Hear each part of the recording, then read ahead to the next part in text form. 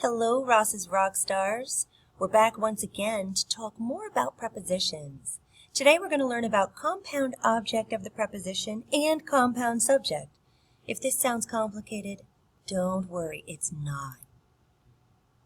The compound object of a preposition means there are two or more nouns or pronouns answering that question that the preposition asks. Preposition whom or preposition what? So let's look at a few examples. To the store and the post office. So in this case, to is our preposition, and the store and the office are both our objects. And then in this case, you'll see this note. Post is a describing word, just telling what kind of office. Kind of like the example we had last time with a pine tree. It's okay if you underline it for my purposes. Just know that store and office are the two objects of your preposition. So let's look at another example. With John and me. With is your preposition. John and me are the objects. So when we go through and do our examples, you'll want to be sure to cross out the prepositional phrase all the way to your last object. Let's look at a few examples. After music and English, I go to history. After is a preposition, and in this case, we're talking about after two classes, music and English. Do we have another preposition? We do, two. And where do we go here? History, a good example of a single object in this instance. Let's look at number 2. Oh, let's not forget, I is your subject because I'm the doer, and go is your verb. You're going to history after music and English. All right, now let's move on to number 2. To is our preposition. School. Well, that's a nice example of a single object. Do we have another prepositional phrase in this sentence? You bet we do. Behind leads off our next prepositional phrase, and this one has two objects. Kevin and his brother. So you'll cross out all the way through to brother. Our subject of the sentence is I, once again, and our verb is walk. That's the action word. Looking at number 3, see if you can really quickly circle your prepositions here. Do you see one or more? Before is a preposition. It gives you that time relationship. Before what? Before practice. Do we have another preposition? We sure do. To. Where did we go to? The post office and the bank. Who did the action? I did. What was the action? Drove. So let's go on to number 4. Behind. You.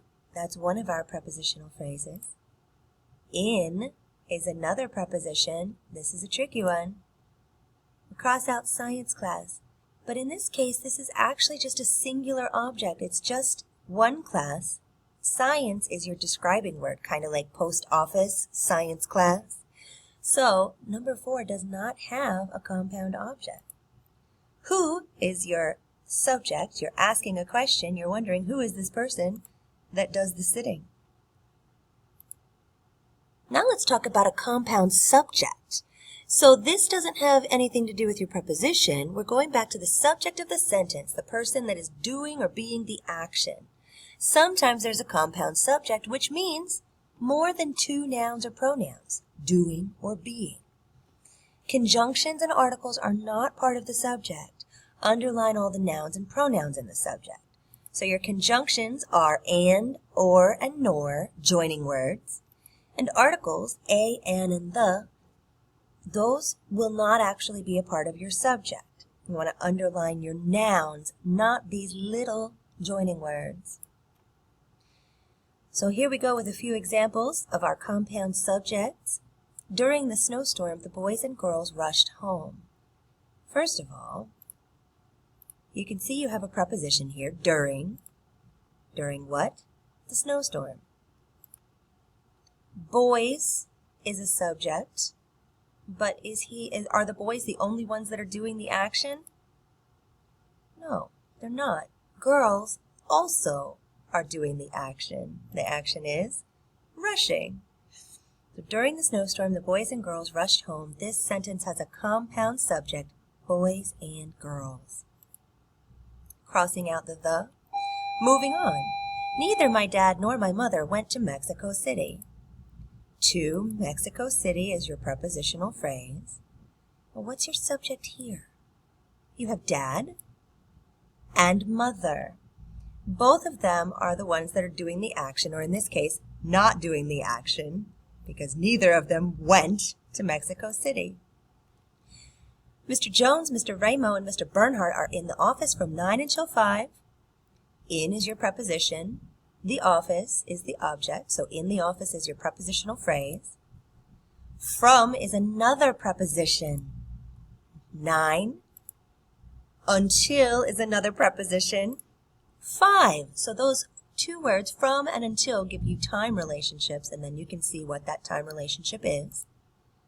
Your subjects here are Mrs. Jones, Mr. Ramo, and Mrs. Bernhardt. Are. That is your verb. So just like ising, they areing in the office. Get it? Try these examples on your own, and we'll come together as a class to work on them.